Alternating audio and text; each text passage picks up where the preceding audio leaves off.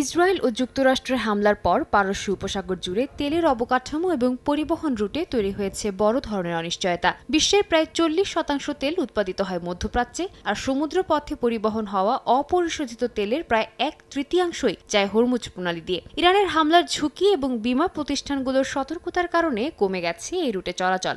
এতে Kuwait, Iraq ও সংযুক্ত আরব আমিরাতে ধীরে ধীরে তেল উৎপাদন কমতে শুরু করেছে। এই পরিস্থিতিতে আন্তর্জাতিক বাজারে তেলের দাম হঠাৎ করে লাফিয়ে বেড়েছে। বৈশ্বিক মানদণ্ড ব্রেন্ট ক্রুডের দাম এক পর্যায়ে ব্যারেল প্রতি $119 পৌঁছায়। পরে কিছুটা কমলেও যুদ্ধ শুরুর আগের তুলনায় এটি প্রায় $20 বেশি।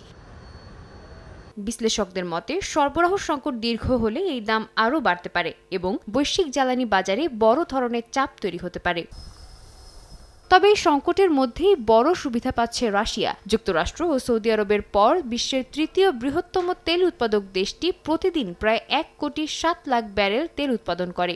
গুরুত্বপূর্ণ বিষয় হল রাশিয়ার তেল রফতানি হরমুজ প্রণালীর উপর নির্ভরশীল নয়। ফলে উপসাগরীয় সরবরাহ কমে যাওয়ায় বাজারে বিকল্প হিসেবে রুশ তেলের চাহিদা বাড়ছে। এমনকি ভারতীয় বাজারে রাশিয়ার ইউরালস তেলের দাম অনেক ক্ষেত্রে ব্রেন্টের সমান বা তার চেয়েও বেশি দামে বিক্রি হচ্ছে।